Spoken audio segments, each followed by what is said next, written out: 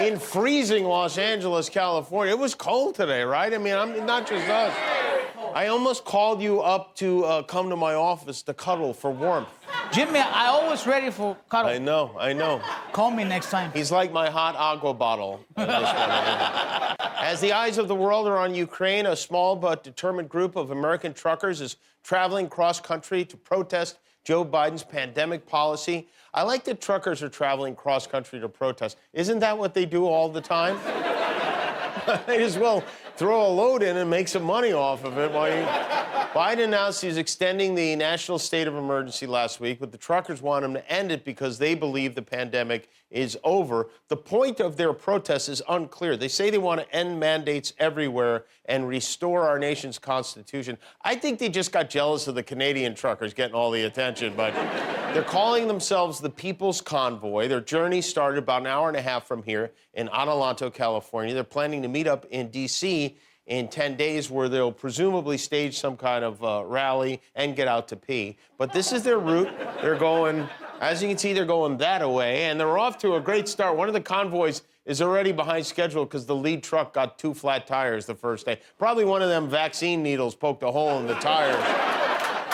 So we have, in this country right now, we have truckers who are so angry they're trucking. And we still got QAnon waiting for JFK and rooting for the Russians, which, as we know, would be right up JFK's alley. He loved those Russians. The latest batch of crazy from the Ku Klux Klan is that they are largely on Team Putin. They've been praising Russia's invasion of Ukraine, which is confusing. The Russian alphabet doesn't even have a Q in it, but they're all over this. One of the Qers who's been leading this Russian cheerleading squad is a woman named Romana Didulo. She believes herself to be the Queen of Canada, which to me seems like a weird way to tell the world you don't have $20, right?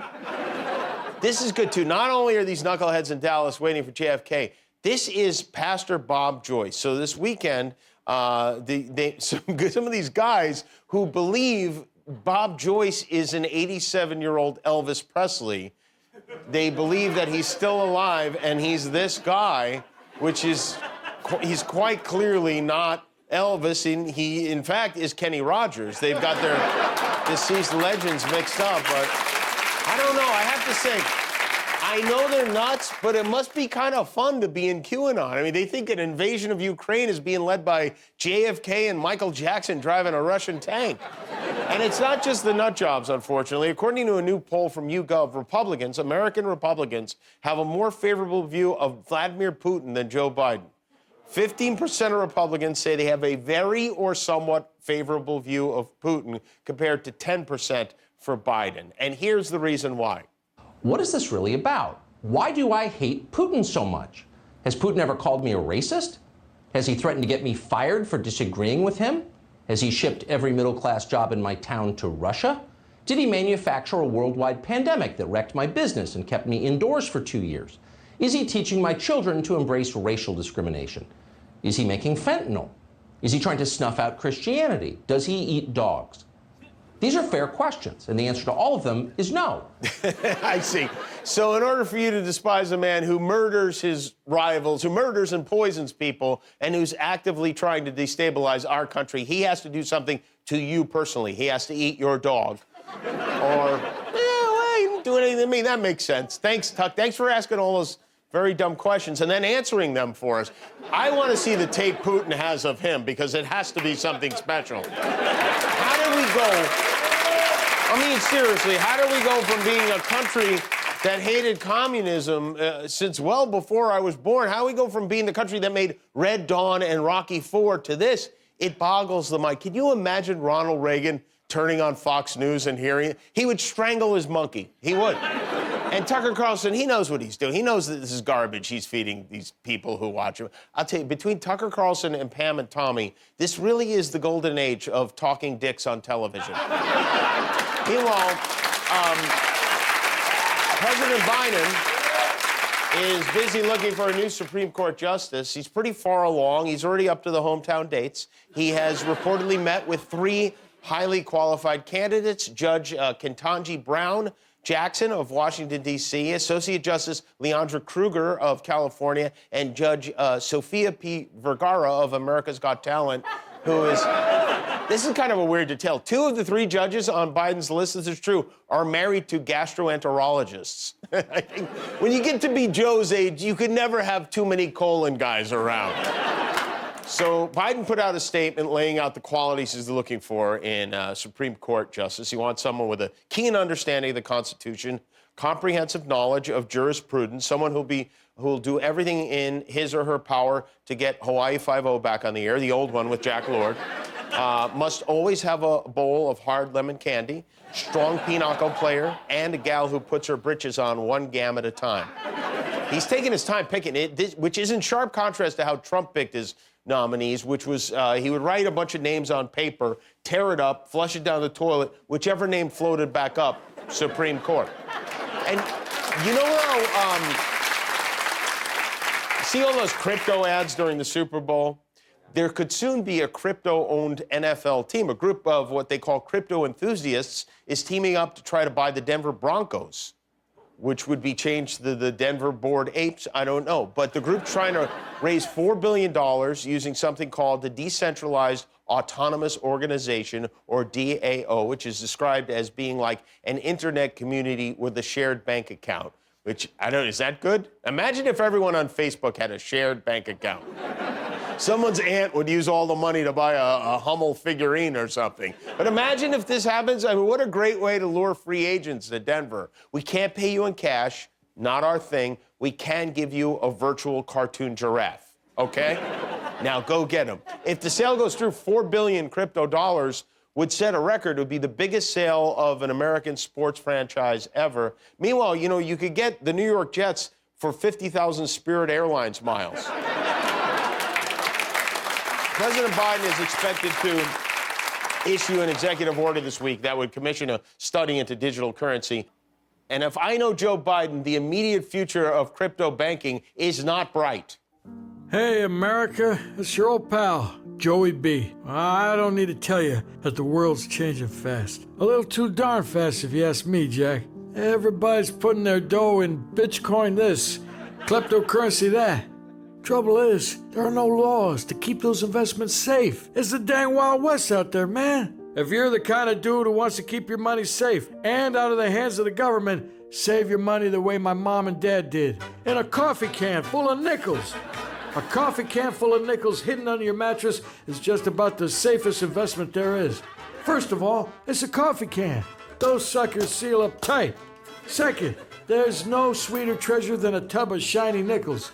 As long as there are general stores selling Malamars and candy buttons, nickels are going to be worth a whole hell of a lot. And third, it's under your mattress. Come on, man. That's like your own cushy Fort Knox. Nobody's checking under there, not even Mr. Taxman. Plus, this investment appreciates in value. I swear, sometimes I open my coffee can and it feels like there's a hell of a lot more nickels in there than before. It's like they're having nickel babies in there. So, act now, and you also get a Bill Malarkey rookie card for the spokes of your bicycle. Absolutely free! This message brought to you by people who still use dial-up internet. Oh, we've got mail. This is something I'm surprised Biden hasn't weighed in on. On top of everything else we have to worry about now, we've got alcoholic Mountain Dew. Mountain Dew yesterday. Oh. From Florida? Launched a new libation they're calling Hard Mountain Dew. It's also known as Mountain Dew DUI. They're rolling it out in 3 states, Tennessee, Florida, and Iowa. Florida, again, Tennessee makes sense, too, but how did Iowa make the list? What are you naughty little Hawkeyes up to over there? They have a new product. If you can't find the Hard Mountain Dew, they've got the meth-laced Fun Dip for the kids. Guillermo, maybe instead of tequila, you can bring some of that Mountain Dew to the red carpet at the Oscars. I like the tequila better. You like the tequila. The Oscars are happening just over a month from now. And in order to cut down on the length of the show, they've decided to hand out some of the technical awards before the television broadcast starts. The categories that won't get the usual live on-air treatment are documentary short, makeup, hairstyling, original score, production design, animated short, live-action short, sound, and editing. Although it does feel ironic for the editors to be cut out of the show, but How could they do this? I mean, who could forget that magical moment back in 1975 when Ronald Pierce and Melvin Metcalf won Best Sound for Earthquake? You know? I think they should go even further. Boil it down to Best Actor, Best Actress, and Best Picture, and we can all get to sleep. The Oscars, by the way, aren't the only award show happening across the street. On Saturday, the 53rd annual NAACP Image Awards are taking place at the Dolby Theater, which got me thinking, with it being Black History Month and all, about how far we've come as far as bringing people together goes. You know, this is something we did back in 2015, and I'll be honest, the results back then weren't great. So we did it again to see if we're headed in the right direction. We went out on Hollywood Boulevard and asked pedestrians of the Caucasian variety, do you have a black friend? And this is how it works. We're going to see someone introduce themselves based solely on the introduction. Together, we will guess if that person has a black friend. Does everyone understand? All right. Our first pedestrian is... Hi. What's your name? My name is Ellen. Hi, Ellen. Ellen, do you have a black friend? Now, what do we think?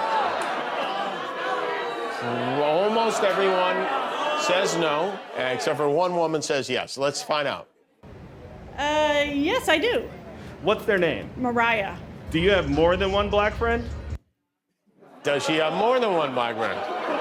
Now we're pushing it. Let's see. Oh, maybe 3. 3? What are the other 2 names? Okay. Okay, I have a friend named Naomi, and I have a friend named...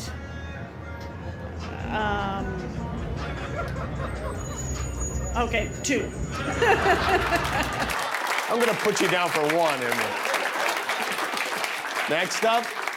Hi, what's your name? Emily. Emily, do you have a black friend? Does Emily have a black friend? Everyone says yes. No. I mean, yeah, maybe. I don't know. Maybe? I mean, yes, I do. I don't necessarily keep in contact with them right now, but yes. He's an imaginary friend. He's... our next white person is... Hi. Hello. What's your name? Mayan. Mayan, do you have a black friend? Does Mayan have a black friend? All right, let's find out. Not in Australia. Not in Australia? No. What about somewhere else? In Canada. You have a black friend in Canada? I do. What's their name? I haven't seen them in a long time, but I did in university, but I've lost touch and I'm really bad with names. Oh, the old I have a black friend in Canada routine. All right, our next pedestrian is... Hi. Hello. What's your name? Cameron. Cameron, do you have a black friend? Immediately, everyone says yes. I do. What's their name? Christy, she's right there. What's Christy's last name? I have no clue. Oh, man, he was doing so well. She waved and everything. All right, who's next? Hi, what's your name? Hi, I'm Story. Story, do you have a black friend? What is Story's story? All right, she's got tattoos. Does she have a black friend? Yes. What's their name? Well, I have many. How many? 15? I don't even have 15. 15? Maybe she's friends with the Lakers? 15, that's good. Let's meet another one. How's it going? It's going good. What's your name? Enjoying the day. My name's Steezy. Steezy? Yeah. Do you have a white friend? Ooh, all right, it's a twist. Do we think Steezy has a white friend?